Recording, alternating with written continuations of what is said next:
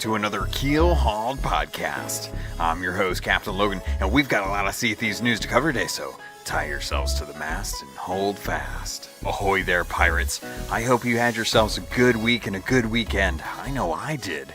This week, we got our new patch with the Festival of the Damned, bug fixes, and some welcome changes in the Sea of Thieves. Let's get into it on this episode of Keelhauled. Alright, just a little precursor before I get started on first item on today's docket. I do want to kind of let you know what's been going on with me. So if you've been following the social media, you're probably already aware of this, but I was at BlizzCon this last week and I had a blast. It was a great time and I had a lot of fun. I got to check out a ton of different demos, check out all the announcements, avoid all the scathing hate about Diablo online. That was kind of nice, and just enjoyed the actual games themselves, as well as the competition, meeting friends, and just enjoying myself. Plus, I got some swag, so I was happy about that. The whole time I was there, I had a good time, but I had to represent Sea of Thieves while I was there. In fact, I had a couple friends ask me why I was wearing Sea of Thieves stuff to a BlizzCon convention, and I just had to tell them, I was like, look, I got to represent my game. That's just how it is. So I got to walk around with the Reapers and the Kraken shirts, and just about anything I could, I did. So it had a good time there. I didn't get a chance to finish up the book. I'm on chapter 5, and unfortunately I'm just a really slow reader on top of all the other stuff going on with school and whatnot. So I still plan on making that video, or not the video, but the review episode for that book. It's just not going to be this week. It will be the week as soon as I get a chance to finish up the actual book. Unfortunately, I just have to catch up on homework, classes, work, life.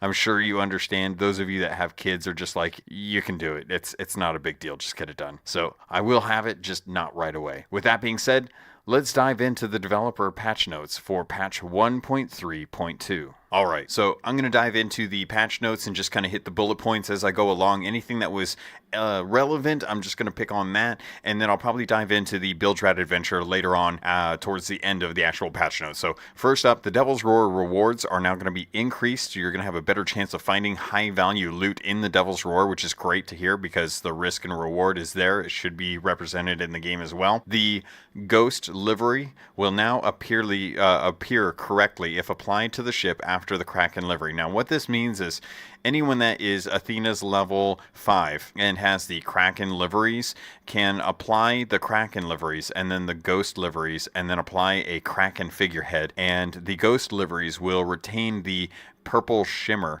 that comes with the Kraken liveries and make the whole ship look like it's shimmering like a metallic purple until you die or you leave the area or you have to get spawned back. So that's just one of those things that I think a lot of people actually kind of liked. So hopefully they'll take that into account when they're building new liveries for future content and maybe give us something that gives us that really beautiful kind of shimmery metallic look from the Kraken's blood. Islands can appear. Now this is actually not a fix. This is something that's a known issue, but when you happen to sail up towards an island and it appears to be in like a low level of detail, or in some cases not at all, they don't have a fix for this, but they are working on one. I know I've run into this. A few people have had some interesting names for it. In the Devil's Roar, I call it like the Choco Islands because it looks like big chunks of chocolate, and other people say it looks like Putty Islands and stuff. So that's something they are aware of and are working towards fixing for a future update. Skeletons and players can no longer shoot through the lower hull of sloops and brigantines. This was a fix that came in recently that I enjoy because being able to do that is just kind of ridiculous. It shouldn't be something that you have to worry about ever. So I'm glad that if you had that happen, it's not going to be an issue anymore.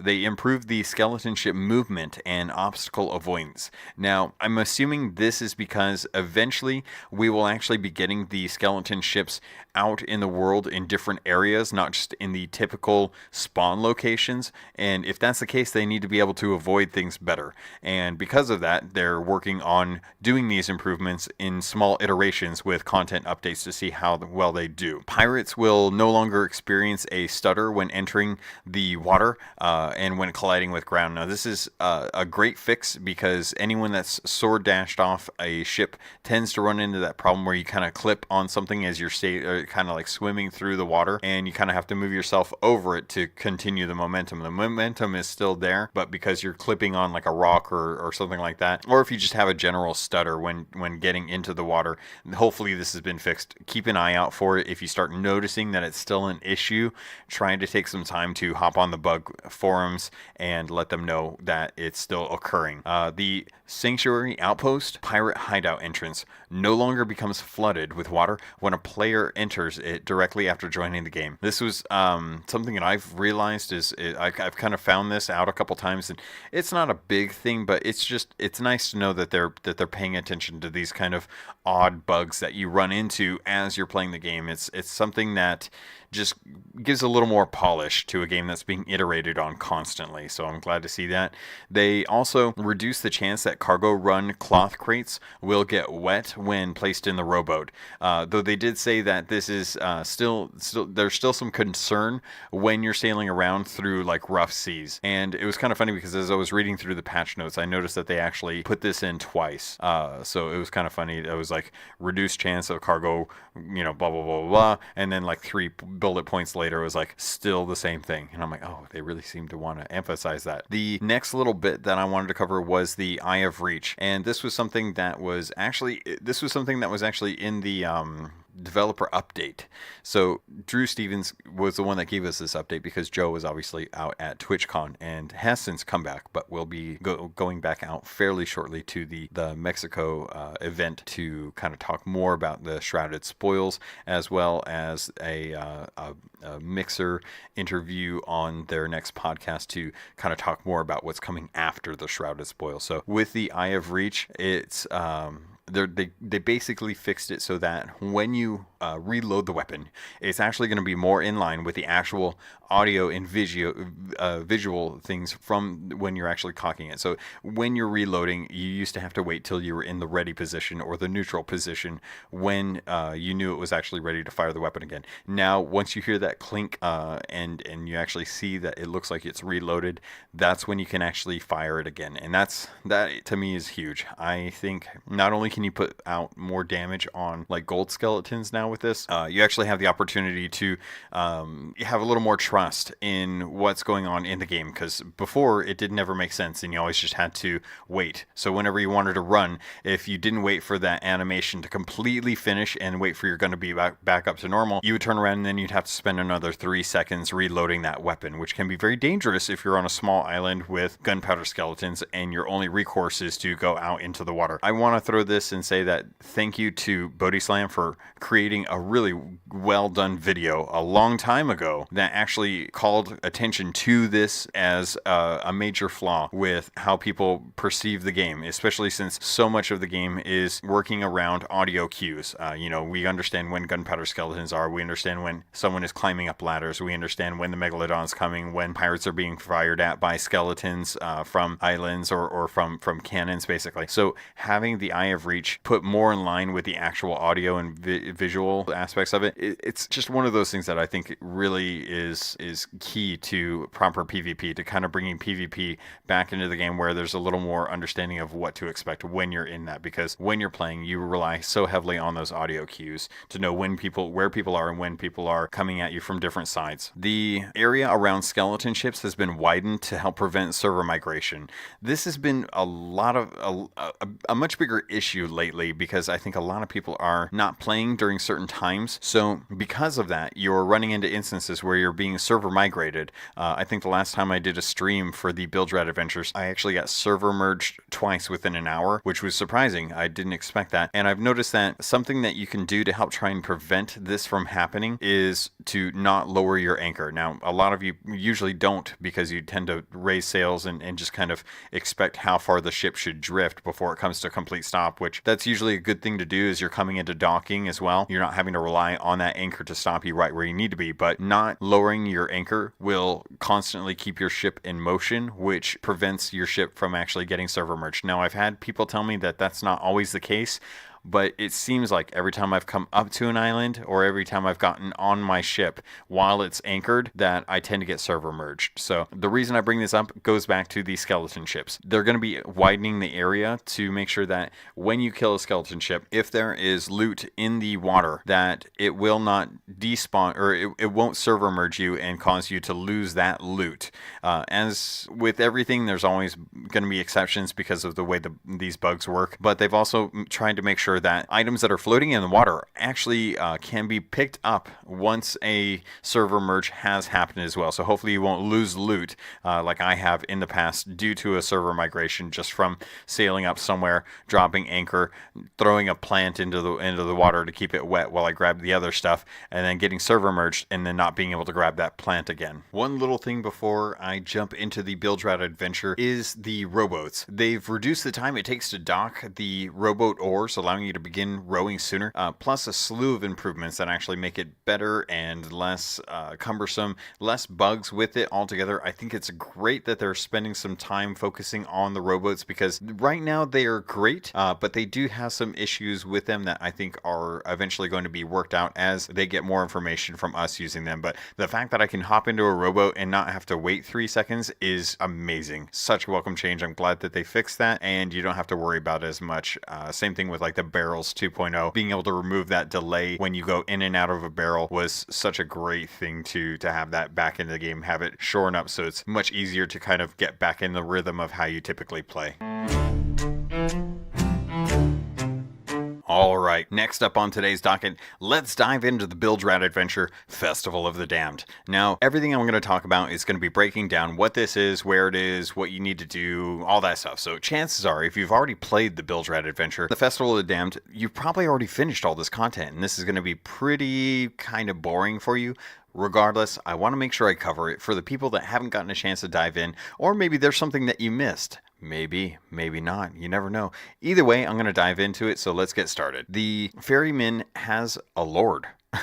That kind of surprised me, because just a couple weeks back I was asking why the ferryman wasn't omnipotent and all-knowing and everywhere, so that if you died, you would be able to come back. We've learned that he came into the world at some point. We don't know how, we don't know when. There's some speculation that I haven't gotten a chance to read into yet, that it might be revealed in the Athena's Fortune book, but because I'm only on chapter 5, I haven't gotten a chance to really find out if that's true or false. I guess I'll find out later on, and I guess I'll be able to spoil that on the upcoming review book episode. So I'm interested to know who his lord is, because if it's the pirate lord or the pirate legend lord, then that's kind of interesting, because we know that Captain Morrow's crew, the ferryman, wasn't around there, and we know that when you go to the ferry, you're not being resurrected, you're being sent back, and you're basically an indentured servant to the ferryman and whoever the ferryman's lord is, and they keep sending you back for some reason, but we don't know why yet. So it'll be interesting to find out more about that as things unfold later on. The festival itself feels like Skeleton Thrones kind of 2.0, which I feel is pretty apt, because as you sail around in the world, you're going to be going to these different beacons. Now, it's one of those things where there's 12 beacons out there. There's 3 per seas, and there's a commendation to make sure that you go out and actually get all 12 of them. So there's 3 in the wilds, which is at Marauder's Arch, Kraken's Fall, and the Crooked Masts. And the Crooked Masts is the biggest challenge of this Bilge Rat adventure. Now, some people can get it pretty quickly. Some people have trouble, like myself. I spent about 40 minutes of frustration working on it, and I'm glad, because it gave me a reason to kind of sit around and really work on it. I feel like I had to earn it. Other people had better luck and better aiming and just managed to get it within the first 5 minutes. So kudos to those that you did, who were able to. I was on a sloop, which is always harder when we're doing these kind of accuracy tests. I know with the Skeleton Thrones, the few people that were out there on a sloop had a lot harder time actually doing it. Plus, I was alone, so I only had myself as a gauge to be able to find out if my accuracy was off in either direction, up, down, left, right, those kind of things. So when you have more people and they're all firing from the same cannon, you can generally get a better feel for where you need to shoot from than if you're on a solo sloop. The Next one is the Ancient Isles. The 3 there are found on Plunder Valley at the very top, Crook's Hollow, which is in the actual hollow, the bay, and Devil's Ridge, which is up in the middle of the bay as well on the very highest peak. So most of these you can actually reach without having to shoot yourself up there. In fact, most of them, shooting yourself up there will just give you a shortcut to run up to them, as opposed to actually needing to hit a really hard to reach area. So I think some of the feedback from Skeleton Thrones helped to kind of give them a little more caution to putting them in hard to reach locations, especially like Hidden Springs Outpost, where you had to sit out in front of the fort and shoot yourself up to the very tippy top of that fort. The ones over in the I'm just blanking on what they're called. What are the Shores of Plenty? Oh man, the Shores of Plenty. The Smuggler's Bay, you can reach by foot. Cannon Cove, you can reach by cannon. Mermaid's Hideaway, you can reach by foot. Over in the Devil's Shores, or the Forsaken Shores, the Devil's Ridge, or no, Devil's Roar. Wow, sorry. You can tell I've been out of it for the last 4 days, not doing anything Sea of Thieves related. So the ones over there are going to be Fetcher's Rest, Ruby's Fall, and Devil's Thirst. Completing these will give you credit towards the legendary commendation to be able to get the 50 doubloons, so I definitely recommend going out to get these. They're not very hard. What are we doing with the beacons? Well, it's very evident and something I've talked about a couple times already, so just to rehash that, you do need to die in different ways to get different lantern colors, and I really love these lantern colors. I think they did a great job implementing them. I'm really curious to find out how they are going to persist past the Bilge Rat adventure, because so far everything has. It's just something that I hope comes a little easier than having to die in a certain way. Like if I like the red color lantern, I hope that I don't have to go out to the Devil's Roar if I want to do a normal Athena's mission from the Shores of Plenty to have those red lanterns, because that's the only place volcanoes are active. So same thing with the pink. The pink is only through PvP, and to only be able to access the pink color through finding another pirate who's willing to kill you, whether on their own accord or not, it feels like maybe we could find a way to harness that lantern's energy a little bit easier than just having to find a specific way to get killed. That being said, I really do love the snake venom one, the purple. The purple is probably my favorite, although the blue is a close second. So now that I've kind of talked about it, let me just go over all the colors. So there is a commendation called the Party Boat to be able to get 5 of the 6 colors on your ship at one time for different lanterns. I nailed this with 5. I don't know if that was a bug or intentional, but I didn't have a pink lantern lit when I did it with Captain J from the Crow's Nest. So it was nice to actually like get that without having to find someone to actually have kill us, because we did actually steal some loot from a ship that we had over at Sharkbait Cove, but they were pretty new, I guess. Bad or new, I don't know. They're kind of synonymous. So we kind of fought them for a little bit, and then Captain J snuck on his ship, and then killed the guy, and then we took one of his chests and then just kind of ran off and did our own thing. But he never had an opportunity to kill any of us or either of us, so we didn't get that pink lantern at that point. So the back to the flames. So the 6 different colors that you can have are green by being killed by skeletons, and this is even from like cannon fire. I'm pretty sure that the powder kegs work as well, because I think that was the first time I got mine was through a powder keg. Blue is by dying to a shark bite, which can be frustrating if you're not already in an area that has a shark, because trying to get those guys to spawn is like, I don't know, trying to figure out how to win the lottery at this point, because you basically just have to wait or swim a lot or fire a gun in the water. I don't know. I haven't figured that one out yet. Going back to my favorite color, purple. It's from the snake venom, so you have to die from snakes killing you with their venom. I don't know if this is possible to get from getting hit with venom balls, because technically that would be either from a skeleton or from a person, unless it's maybe your crewmate. So I imagine that those would be respectively the green and pink. So speaking of pink, the pink is from PvP, which is weird, but I'm going to just go with it. So you can get the flame by being killed by another pirate.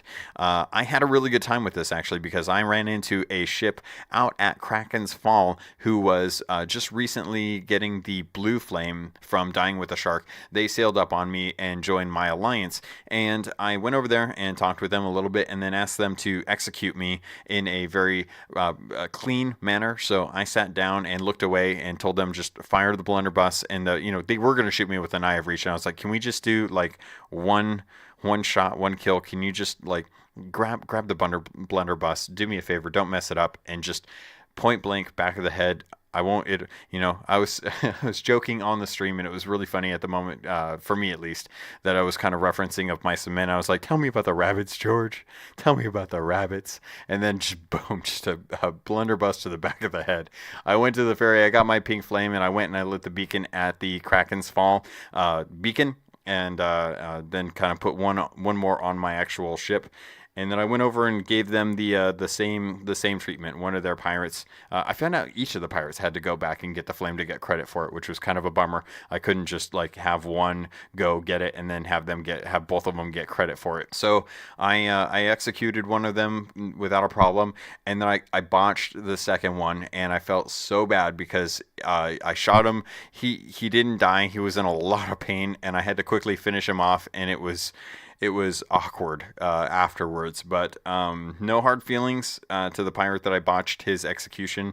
It was not intentional at all, but they were very nice. I had a good time sailing around after that, and another crew came up on me trying to kill me, and I had to kill them. And then I was like, okay, well, I need to get going. So I have class in a bit. So I left them to their own devices to worry about figuring out how they're going to get a pink flame for that. Outside of that, we have the red, which I mentioned was from dying from a volcano. I haven't tested to see if this works by shooting into a volcano, but at this point, you really don't need to work that hard to die by a volcano. That being said, though, I have noticed that the volcano accuracy seems to be reduced a lot, because it feels like I've been able to sail around islands more and not get hit as much as I used to before the patch. So if that's the case, it'd be nice, because being walloped by a volcano every like 10 seconds when you're in range is just merciless. And I like that it's that deadly, but man, that makes that tough for doing solo stuff, which is a majority of what I've been doing lately. I've been doing a lot more actual solo content for no reason, really, just because I've been enjoying the peace and quiet. So I haven't really been sailing with anyone, just because when I do get in, I generally have a very specific thing that I'm trying to do, and I feel like I might be kind of monopolizing other people's time if I jump in and I'm like, all right, we're only doing this because this is the amount of time that I have, and I'm only going to be focused on doing this and not really interested in helping other people out with other stuff until I get more time. So pirates, if you asked to jump in with me and I've declined, it's not personal. It's not because I don't want to sail with you.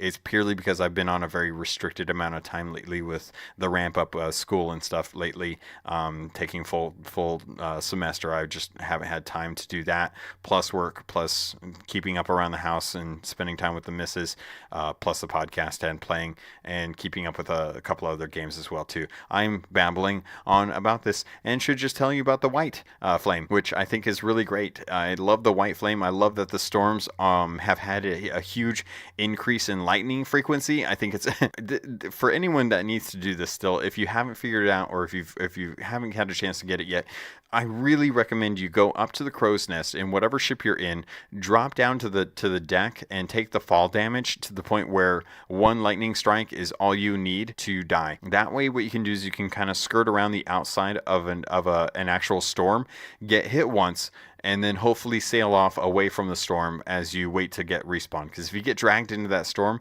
you're going to have a lot higher chance of breaking or having breaches in your hull and then filling up with water. And then if you have a long load time, which they said they improved, you're going to run into that problem where you might sink your ship. And hopefully you don't have any loot. Hopefully you're just going out for the achievement.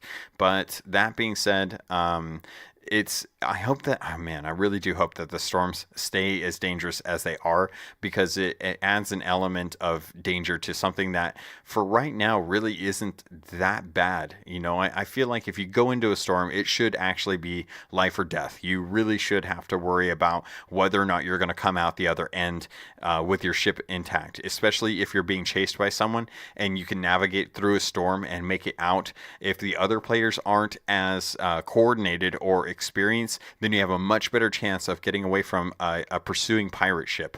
And that's something that I think really should be kind of left in the game. Maybe I'm just crazy. Maybe I just like the idea of frying to death from lightning strikes. Call me crazy. Actually, you probably do call me crazy. That's okay. I still love you, though. All right, so let's talk a little bit about if this was a good Bilge Rat adventure. And to be perfectly frank, yes, I think it was. I think this actually took a lot of the stuff that we liked about Skeleton Thrones, put them in the game, but made them easier to achieve. Now, granted, a lot of people that have actually gone through and done this have had their concerns. Well, no, I'll just flat out say it. They've been complaining that this is too short. And to be honest, that's fine, because it's a Halloween event and we're getting content soon. And we're going to be getting a lot of content soon. And I think that if we do have 2 weeks of this for a bit, then that's fine. Because, it's going to be one of those things as we get closer and closer towards the winter. There's a lot of stuff, especially with North America, or I should say the US of A, that people aren't going to have as much time to play. There's a lot of big games coming out, and they want to make sure that they get a chance to play those. And if they don't get a chance to play those, then maybe they're going to be traveling. There's a lot of conventions that go on during this time of year, as well as people just spending time with their family and getting prepped for the holiday season. With that being said, having a Bilge Rat adventure that can be completed within maybe 4 hours is fine, because not everyone needs to spend 10 hours on content just to make sure that they feel like they're getting fulfilled. It's free content. We didn't have to pay for this stuff. We're just getting it. So that being said, I've really enjoyed it. The things that I think would have been good as like an added feature to help kind of incentivize more scenarios where you have controlled PvP with a point, which I guess would just be PvPWP.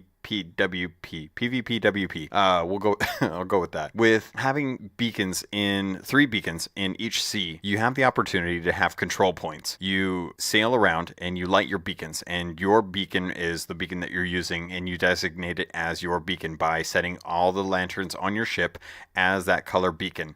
Now, say like if another ship comes in the area and wants to light the beacons there, you can get notified that your beacon has been taken down and that another beacon has been lit by another crew, and to your eyes that crew would have lit the beacon with a different color. It could have been a static color, it could be blue, and your beacon color is red. So whenever you're sailing the Reaper's Mark, your flag color or your lantern color is automatically red, and the opposing ship would appear as blue, even though to them it would be red. So that way there's an easy distinction between colors. And you would sail around, light these beacons, and then you would have to maintain control over them. And if you maintain control over them and then completed, like, say, Skeleton Lord on each island, then the rewards for those skeleton rewards would be like a skull fort skull. So each skeleton, like say there's 5 waves on an island, and I'm kind of making some of this up as I go as just a way, but it would add 2 features. One, PvE a PvE thing to keep people on the island to do something. So you would have to fight off like 5 waves of skeletons to get to a captain who would drop a skeleton skull fort skull, and that would force people to stay at least one island to make sure that they could take out that skeleton captain, and you could kill these captains while you were maintaining control. Like they would be active for you while you were maintaining control. Now, say another crew sails up, then they could steal your skeleton captains and get that loot, or they could sink you and take everything,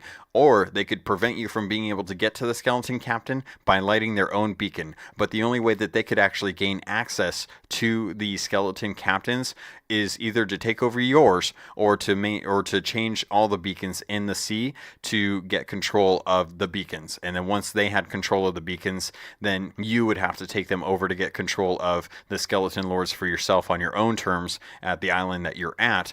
Or you would have to actually take over the skeletons that are being fought by the other captain, the other ship. And you could do alliances, so you could have multiple ships at different alliances and maintain control. And this event would only be available, once every 20 minutes or something, so that way people weren't just constantly grinding it.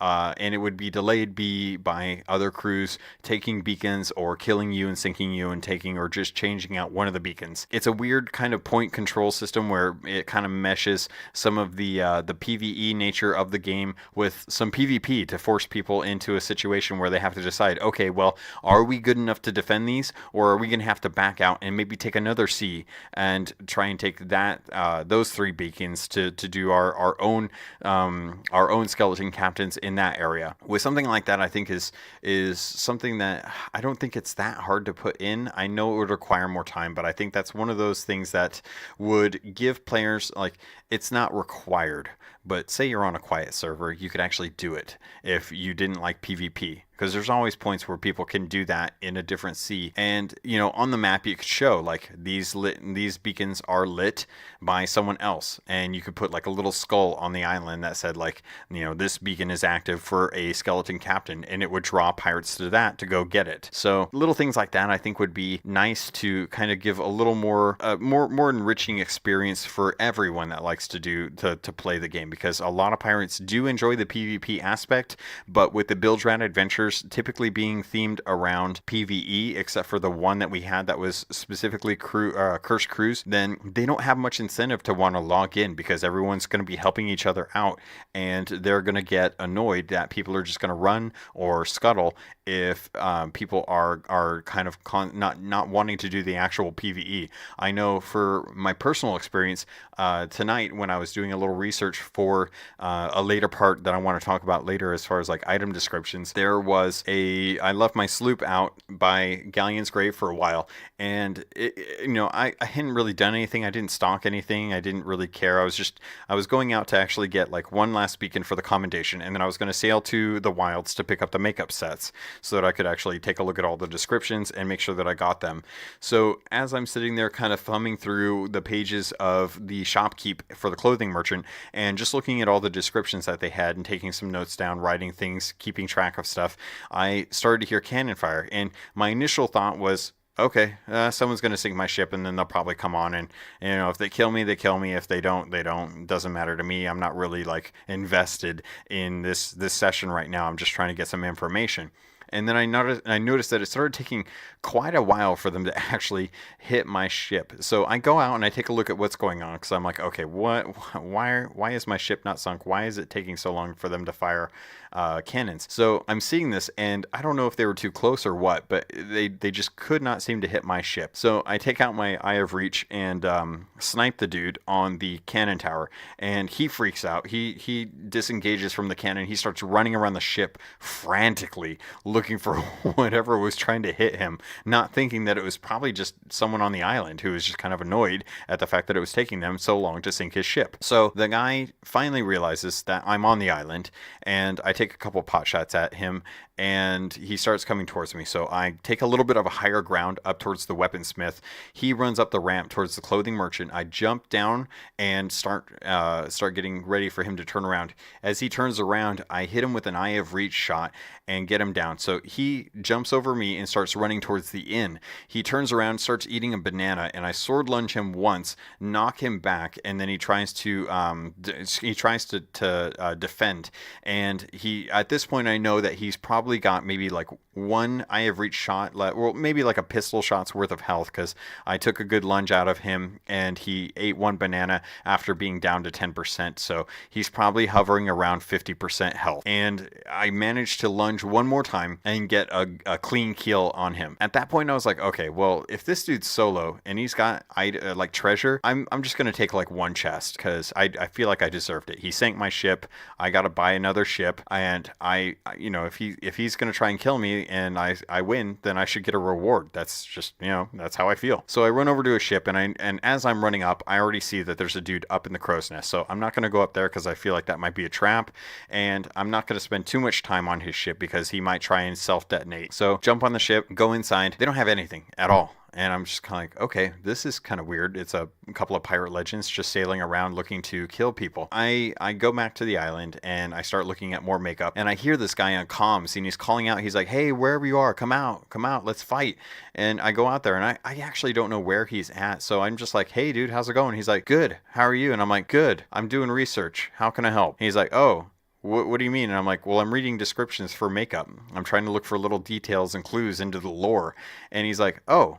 Okay. And I'm like, are you guys, just trying to kill ships and stuff? He's like, yeah. And I'm like, okay, well, I'm not really invested in the session right now. I don't have anything. I didn't stock anything. I'm not really doing anything. I'm just grabbing information for a podcast. And he's like, oh, okay. And I'm like, all right, well, I'm going to get back to it. If you kill me, I don't care, but I'm probably going to defend myself regardless. And, he's like, all right. So he's like, thank you for actually killing me with a sword and not two guns. And I'm like, well, it's a pirate game. I mean, I've got a cutlass. That's what it's for. So they actually, as a result, started to respect me for killing him and then not sinking his ship or not being too much of a jerk about the whole thing.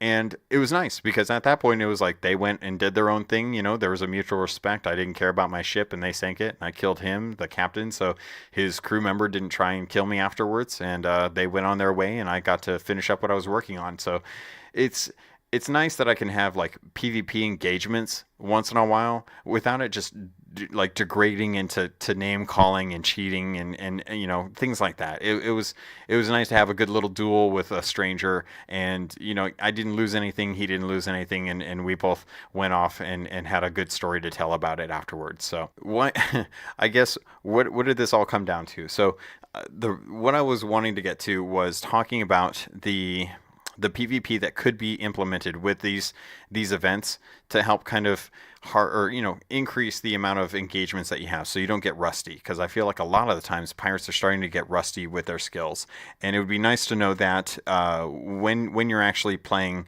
the game that you can still have good engagements with something other than AI, something that's predictable, and still maintain that kind of pirate fantasy. So hoping for that. We'll see. I'm not going to be upset if we don't get it. I still have fun with the few engagements that I do have.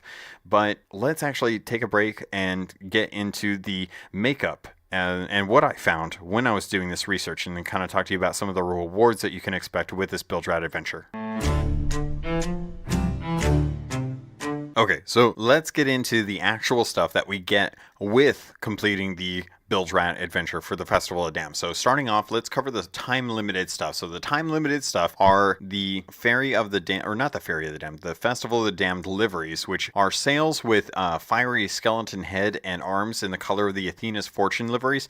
And to be perfectly honest, these liveries this sails are the better set of liveries that should go with the Athena's Fortune. Now, if you've seen the Athena's Fortune sails, they are a skeleton circle around some torn sails, and it looks cool, but it doesn't feel as epic as this flaming skeleton head with the hands and the flames and stuff. I really like these a lot better. And when you compare the two, of spending, I think it's I should have written it down. I think when you look at spending 500,000 and having to grind to Athena's Fortune level 7 to get the Athena's Fortune sails, and then compare that to 40 doubloons, I think a lot of people are going to enjoy when they get Athena's level or Athena level 5, and they can get the actual Athena level or the Athena's Fortune liveries to pair it up with these Festival of the Damned liveries. I think a lot of people are going to enjoy that combination, especially with the green lanterns. And I definitely think that the skeleton lantern that comes as well, that is also a time-limited thing, looks a lot better than the Bone Crusher set that we got back during Cursed Sales. Not to say that isn't good, but we got one that was a skull, and we really enjoyed it for a long time until we got like say the Kraken eye. And now we have this one, which actually has a hand on top that kind of grabs your hand as you're holding it up. And I think that's really cool. Some of the combinations with the colors are amazing. I really love the Kraken, not the Kraken, the Ocean Crawler lantern with different colors. I think that it looks really good with that. You're also going to have 3 different time-limited makeups, and that's the skull face, the ghostly face, and then the flaming face. So those are the 3 that are going to be time limited. You can pick them up, but once the campaign is done after next week, then I think you're kind of out of it for a while. You're not going to be able to get those again. So that being said, they're cheap. They're not that hard to get, and the doubloons are easy enough to pick up in this event that everyone should be able to get in and get them as well too. We also had the different the actual different makeup sets as well too. So every single sea for the original 3 seas have new makeup sets, and I believe it's somewhere between 6 to 8 different types of makeup. And I really liked that some of them had some good flavor text. So like I mentioned in the little story that I was telling, that I was sitting on Galleon's grave kind of gathering information about the different makeups and their descriptions. So I picked out a few of these that I want to go over just because I thought they were really interesting, or at least funny. I love dry humor, so it's something I have to talk about. One of them is called Sky Strike, and it's one that I'm currently wearing on my character. I really love it. It talks about commemorating the fall of comets that once wrought great havoc on the wilds. That is crazy to me, actually, because nowhere has there ever been any kind of lore that I found that talks about astrological anomalies. Anything that comes, whether it be like shooting stars or comets. We already have the aurora borealis, but that's kind of an atmospheric thing with the North Pole, which is weird that it happens in Sea of Thieves, but everything's weird that happens in Sea of Thieves, so why should that surprise me? But hearing that there was a comets that were falling into the wilds makes a lot more sense as to why everything's so jagged and ugly. Nothing can really survive if you've got a bunch of asteroid or comet radiation like killing plant life and stuff, or at least not changing the face of the different islands to make them look so jagged and so beat up. The next one is called Warface, war paint of the sea raiding tribes who once ruled the wilds. That's kind of cool. Everyone thinks of the tribes on islands as ones that were consistently just on the islands, and we never knew if there was any indigenous life in the wilds. And then to find out that the wilds were built up of a sea raiding group of tribes is just really kind of cool. They were more nomadic in that sense, that they just kind of sailed around taking out other people or protecting their territory. The Weeper is a really funny one, the one that kind of jokes about how it makes you look like you're crying or over lost treasure or spilled grog. I love that. The Eastern Opera. This is face paint inspired by the Eastern Opera, which that actually denotes a villain. Now, I know a lot of people are referring to this as the Mulan makeup, and I think that's really funny, but I'm glad to see that they're adding some Eastern influenced stuff into the game, hinting towards future content which may actually give us Eastern styled items, whether it be like cosmetics for your ship or cosmetics in the game for your clothing, maybe even just a new ship type that is Eastern influence, like the Junker. So I'm looking forward to this in the future, and I'm just glad that we're starting to get little bits of this as we start to play the game and they start releasing more and more content. The next one is going to be the Bloodied Warrior, war paint of the Ancient Isles tribes. Nice to know that the warriors, or that the Ancient Isle tribes were actually warriors and were not afraid of wearing the blood of their enemies. The diamond set, they say that it looks like you fell asleep on your playing cards again because it's got the little diamond icons and stuff, or the suit of cards, which makes me wonder if this is alluding to card games coming in a future patch, or maybe even the next Shrouded Spoils as something that because they said back in, was it E3? I want to say it was E3, that they were talking about ways that you could do stuff on a ship sailing between islands, and that was something that was coming close. This is definitely not as close as I thought it would be, but it's nice to know that it might be the steps to getting cards in the game so that we can actually have card games that aren't gambling based, because I know that would change the rating, and that's something they can't really go into. But card games are still a game. We're playing a game. Hopefully we'll see that. The Ghost Finder makeup,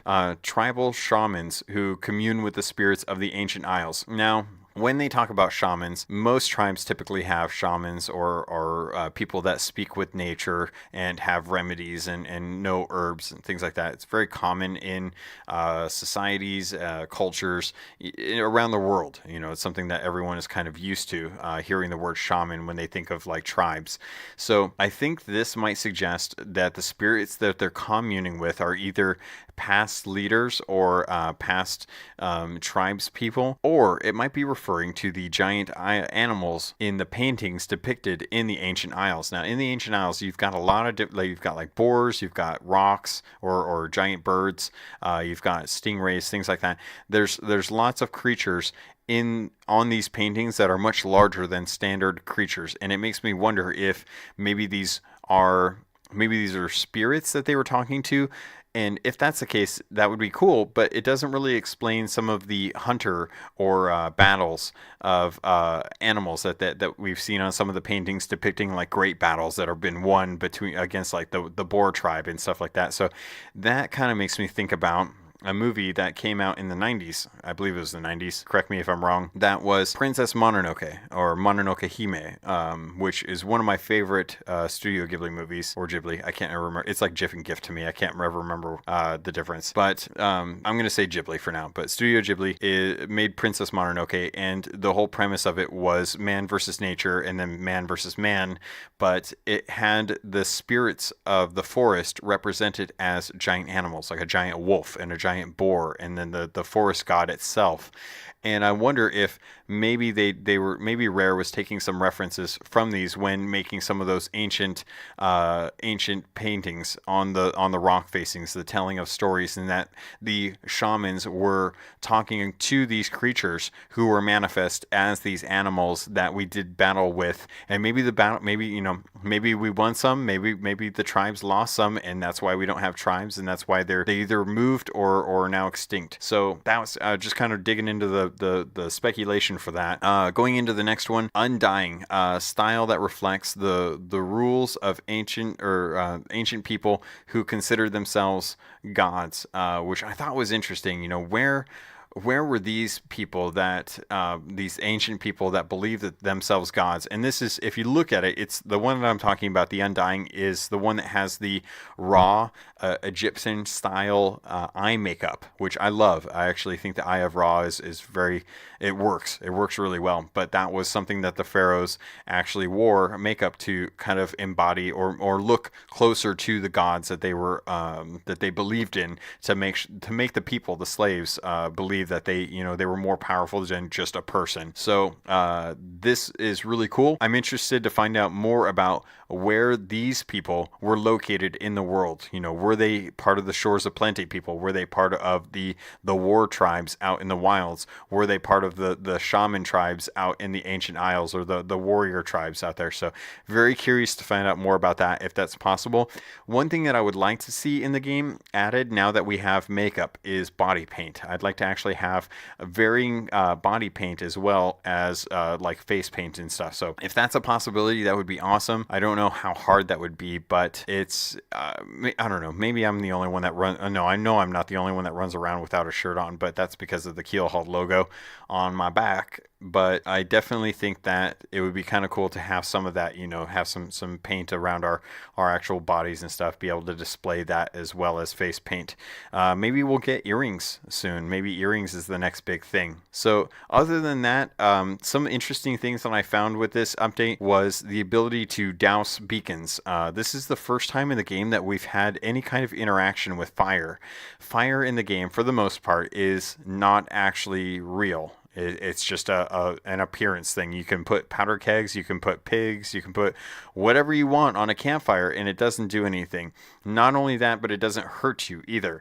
So with dousing the beacons, I'm hoping that this is the first step, and I haven't had any kind of confirmation about this, but I'm hoping it's the first step to having interactive fire so that when, say, cooking comes, we can use the campfires that have the pots out there as a source of fire to cook things for, to cook meat, to cook whatever you want, and to make them doused is something that, you can actually do. Like say once you're done, you can start a fire, you can use it, and then when you're done, you can douse it. Or maybe fire can start coming to ships and start burning stuff on ships, and you have to use water to actually douse that, but then you run the risk of actually sinking your ship because you're tossing wire on it or water on it. Or maybe when you toss water on a fire, it actually kills the fire but evaporates some of it, so you only get portion of the bucket of water in your deck or below deck in the hull. So weird speculation, I know, but I'm just going to toss it out there. Overall, I'm going to say that the Bilge Rat adventure was really good. I enjoyed it. I'm looking forward to others like it, but slight criticisms here and there, just as far as length, stuff that was put into it, and then things that they could add later on that are kind of as a result of what we got from this.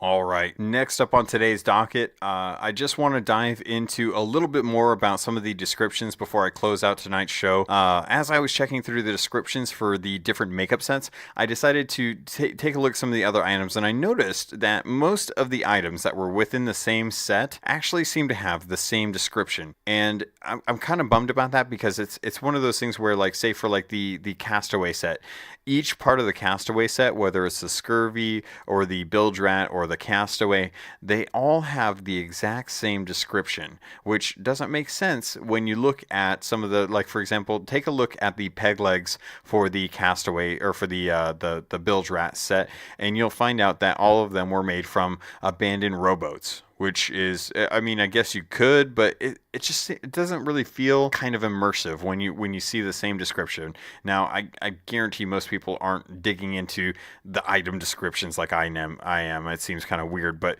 that being said, we got some spoilers that I'm gonna hold off on just because they're so fresh that I don't want to upset people by putting them out too soon.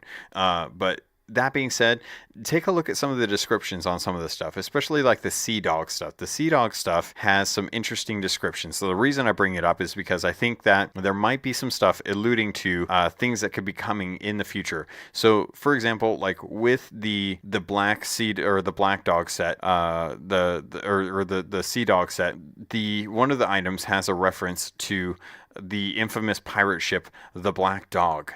Now, anyone that pre-ordered got the Black Dog set, and I always wondered why it was called the Black Dog set, and I realize now that it's in reference to a galleon, or at least a ship. And this takes me back to the Whaling Barnacle, because the Whaling Barnacle is still one of those things that is so this is gonna be tough. Okay, I'm just gonna say, okay, I'm at the end of the episode. I'm gonna start going into some spoiler stuff right now, and if you want to listen to it and you want to be spoiled for some of the stuff coming out, then that's fine. Keep listening. If you don't want to be spoiled on anything for future content on some of the stuff that I learned, then don't listen from now on. That's pretty much the end of the episode. I didn't get any reviews this week, so don't worry about that. Thank you to everyone that has sent in a review, and please, if you haven't, consider taking some time to help get that outreach out there so other pirates know that my show is still going and that people still enjoy it, and that or don't enjoy it. People want criticism. I take criticism as well. But there's always a Discord for that as well too. I'm a lot quicker to reach there than having to wait for podcast reviews. Anyone that doesn't have Apple, don't worry. I understand. I'm not asking you to create an account for that either. So I feel like this was enough time to kind of sound the spoiler warning. So let's get into it. So with the Whaling Barnacle, there was some data mine stuff that came out, and the data mine stuff is interesting because it talks a lot about some of the future stuff that we might get with maybe not necessarily the next content update, but maybe the content update after that. And there's some reference about the Whaling Barnacle possibly coming back. It's something that I want to know more of, because we know that it was Stitcher Jim's ship, and we know that the Stitcher Jim ship the Wailing Barnacle was made reference to with the sword from the Bilge Rat adventure of the cursed mermaid statues, and that the mermaid statues were so out of place that it only makes sense that this is something that should be coming later on down the line, but because they were running out of time and it was done, they pushed it forward without any kind of reference. And it's gonna take from now until December, or from July until December, 7 months, or not 7 months, I don't know what I'm thinking about, 6 months for us to finally get some hopefully some conclusion or some closure on what these Wailing Barnacle mermaid statues have to do with the game. You know, like what's the point of these mermaid statues? And some of the stuff that we learned in some of the data mine material that I grabbed from another Discord talks about the statues leaving desirable gems behind. And that's something that we wondered when we were doing this event. Like, why would you kill a mermaid statue? Like, why aren't you taking the gems out of these things? Why are there different colored gems? Why is there a ruby? Why is there a sapphire? Why is there an emerald? And why are they of varying difficulty to destroy? And why are they hurting you? Knowing now that there's a connection between the gems, the statues, and the Wailing Barnacle leads me to believe that we're hopefully finally going to be getting mermaids. Something that we've been wondering a lot about, the history of the mermaids. We got some more hints from Forsaken Shores about mermaids coming into the game. Shrouded Spoils could be in reference to the fog around the ocean covering up sunken treasure, something that you have to go out and find, something shrouded in mystery. I keep diving at this and kind of trying to figure out, you know, maybe I'm looking too deep at this, but regardless, it's fun to kind of speculate on whether or not we're actually going to be getting the Wailing Barnacle, whether we're going to see that, whether we're going to fight Stitcher Jim, or maybe Stitcher Jim just disappears and we don't hear from him again, or maybe the mermaid statues cause a threat that forces the mermaids to come out of hiding and start doing battle with us. Maybe that's why we're killing these statues, is we were encroaching on their territory, and now they're mad, and now it's all out war between us and the merfolk. Who knows? So that's going to do it for the speculation. I don't want to dive too much into it, so let's finish up the episode, and when I get more information that I can talk about, or not talk about, I'm pretty much spoiling it, but I like to make sure that the people that want to know about this stuff as soon as possible get a chance to hear it, and those that don't have to listen past a certain point. So if you're listening to this, thank you. I appreciate it. Hopefully you're not mad at me for spoiling it. Hopefully you got a chance to actually stop it. That being said, let's close out this episode.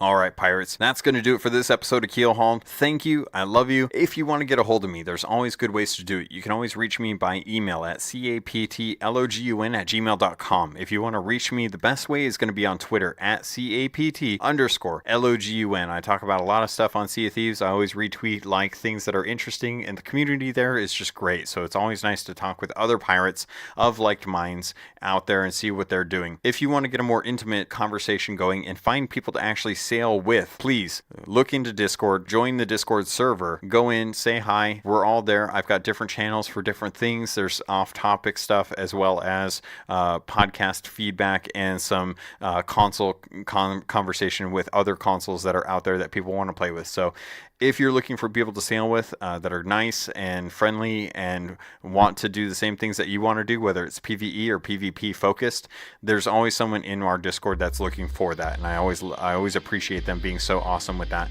That being said, I don't know how often I'm going to be able to sail with people soon, just because things are ramping up in my life. I'm getting busier, and I want to make sure that the time that I spend is focused on continuing to learn the game and learn things about the game, as well as getting content for you and keeping my grades up at 4.0. That's also kind of a priority. But anyway, pirates, thank you. I love you. I hope you enjoyed this episode. It went a lot longer than I thought it was going to be. I thought I was going to get out of this in like 30 to 40 minutes. I can't believe I blabbed on so long about everything else. So thank you. I look forward to talking with you next episode, and I look forward to sailing with you on the Sea of Thieves.